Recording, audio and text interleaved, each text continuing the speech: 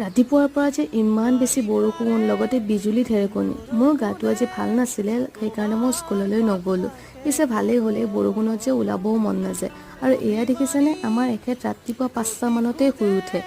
তাই ৰ'দ আহক বতাহ আহক ধুমুহা আহক যে সাৰ পাবই মানে সোনকালে আৰু ইফালে মই তাইৰ লগত অকণমান খেলি আছোঁ কাৰণ মায়ে যিহেতু কাম কৰিব লাগিব ঘৰৰ কামখিনি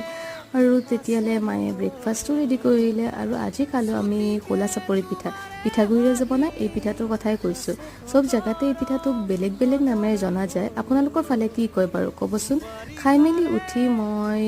গা পা ধুই আহিলোঁ আৰু আজি যিহেতু স্কুললৈ নগ'লোঁ গতিকে ভাবিলোঁ যে কিবা এটা কাম কৰোঁ মই স্কুলৰ এক্সামো আহি আছে গতিকে মই কুৱেশ্যন পেপাৰখিনিকে কাটি লওঁ বুলি ভাবিলোঁ আৰু তাৰ মাজতে কিবা এটা খাবলৈ মন গ'ল সেইকাৰণে আম আছিলে মই আম কাটি ল'লোঁ আৰু এই আম খাই আছোঁ মই যে ইমান বেছি ভাল পাওঁ খাবলৈ